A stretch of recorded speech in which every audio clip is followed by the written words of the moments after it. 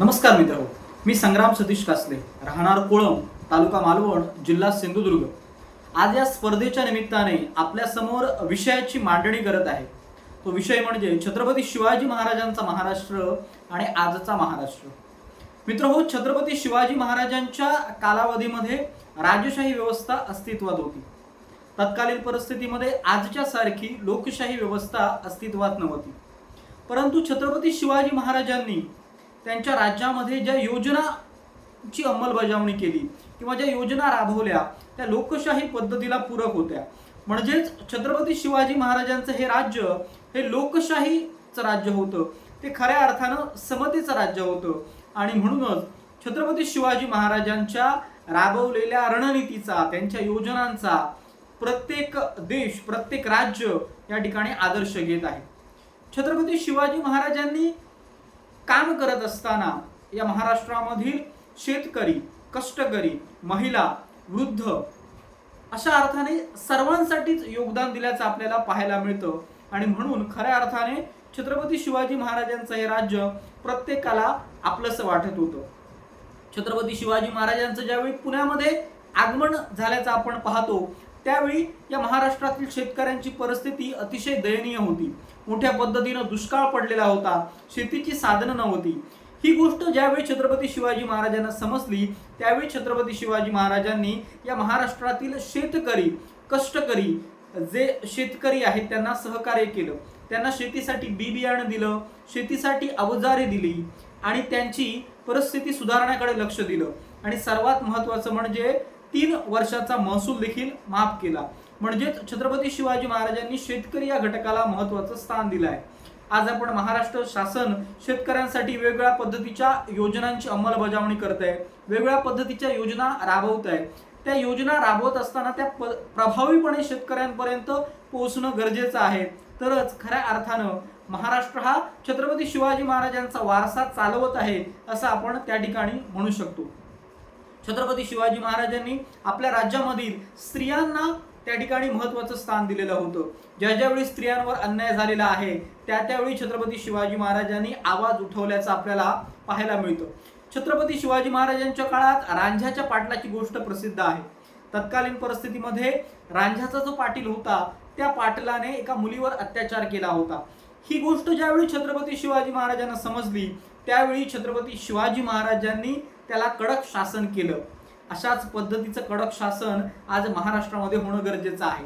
कारण NCRBचा 2023-24चा जो अहवाल आहे त्या अहवालामध्ये महाराष्ट्रामध्ये दर दिवशी 20 महिलांवर त्या ठिकाणी अत्याचार होत आहेत.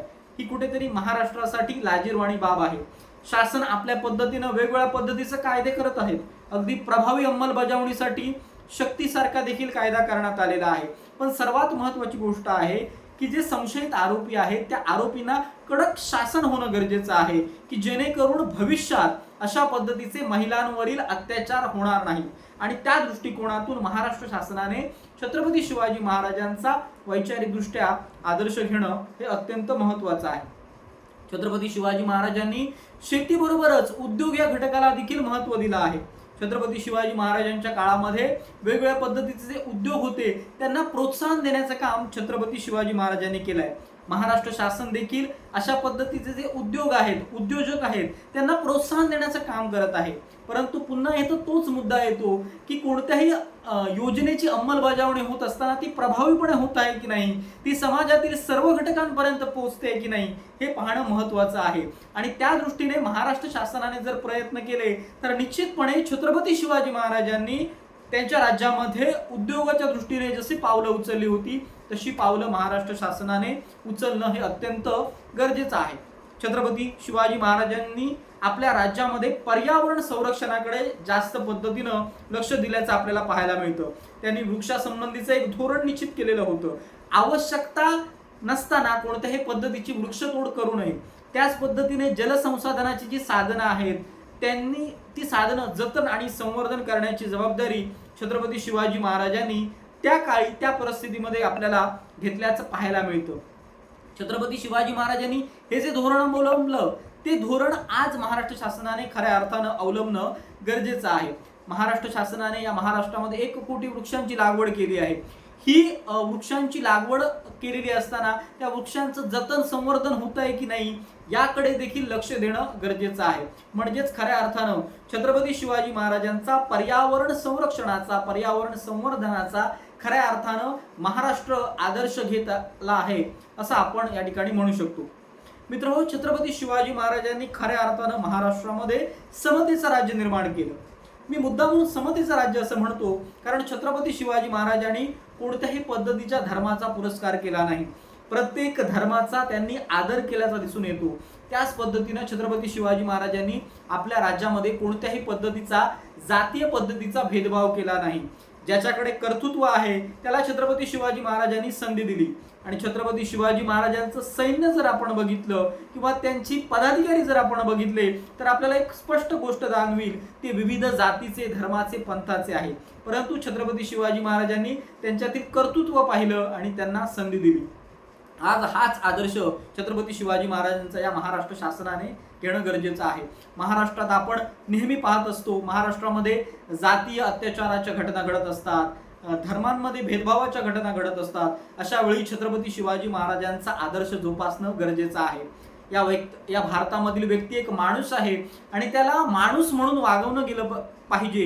ही छत्रपती शिवाजी महाराजांची जी शिकवण होती ती शिकवण खऱ्या अर्थाने सर्व घटकांपर्यंत पोहोचणं आवश्यक आहे. आणि महाराष्ट्र शासनाने विविध कायद्यांच्या रूपामध्ये त्यांची अंमलबजावणी करणं गरजेची आहे. आणि अशा पद्धतीचं जर अंमलबजावणी झाली तर खऱ्या अर्थानं आपण म्हणू शकतो की आपण छत्रपती शिवाजी महाराजांचे वैचारिकदृष्ट्या वारसदार आहोत आणि छत्रपती शिवाजी महाराजांचे विचार खऱ्या अर्थानं या ठिकाणी आपण अंमलबजावणी त्याची केलेली आहे. छत्रपती शिवाजी महाराजांनी कोणतंही असं क्षेत्र ठेवलं नाही त्यामध्ये त्यांनी आपलं कार्य प्रभावीपणे केलं नाही. छत्रपती शिवाजी महाराजांचा याच कार्याचा आदर्श महाराष्ट्र शासनाने घेतला पाहिजे. कल्याणकारी राज्याची संकल्पना छत्रपती शिवाजी महाराजांनी राबवली. तशा पद्धतीचं कल्याणकारी राज्याची निर्मिती या ठिकाणी महाराष्ट्र शासनाने करावी असं या निमित्तानं विचार मांडताना वाटतो. छत्रपती शिवाजी महाराजांचं राज्य हे सर्वांचं होतं, त्याच पद्धतीनं महाराष्ट्रातील राज्य हे गरिबांचं, कष्टकऱ्यांचं, वंचितांचं, शेतकऱ्यांचं, स्त्रियांचं, अशा सर्वार्थांचं, समाजातील सर्व घटकांचं व्हावं हेच या निमित्ताने विचार मांडतो आणि याच विचारासह इथंच थांबतो. धन्यवाद.